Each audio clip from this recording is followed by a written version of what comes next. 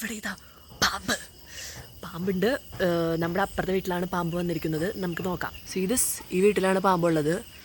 പക്ഷേ പാമ്പിനെ വലിച്ചടിക്ക് അംഗനവാടി തൊട്ടെങ്കിൽ പാമ്പിന് പേടിയെന്ന് ഞാൻ അതിൻ്റെ അടുത്ത് പോലും പോയിട്ടില്ല.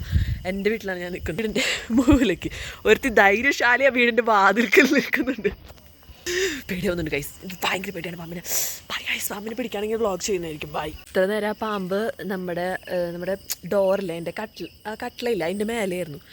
ഇപ്പോൾ ഞങ്ങളിങ്ങനെ തട്ടാൻ പോയപ്പോഴേക്കും കരണ്ട് പോയി. അവർ രശ്മേശി തട്ടാൻ പോയപ്പോഴേക്കും ഇങ്ങനെ തൊട്ടപ്പോഴേക്കും കരണ്ട് പോയി. അപ്പോൾ ഞങ്ങളെല്ലാവരും കണ്ട വഴി ഓടി.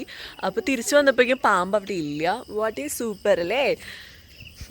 പേടിയാവുന്നുണ്ട്. നമുക്ക് ചെക്ക് ചെയ്യാം പാമ്പ് വരുമല്ലോ. പാമ്പ് ഇപ്പോൾ എവിടെയാണെന്നറിയില്ല. പാമ്പിൻ്റെ അകത്ത് കയറിയിട്ടുള്ള വ്ളോഗിങ് ഒന്നും നമുക്ക് ഇഷ്ടമില്ല. പാമ്പ് കണ്ട വഴി ഓടിയെന്നാണ് നമുക്ക് തോന്നുന്നത്. ചുരുണ്ട് കൂടിയിരിക്കുന്ന പാമ്പാണ്. ഏത് പാമ്പാണെന്നൊന്നും അറിയില്ല.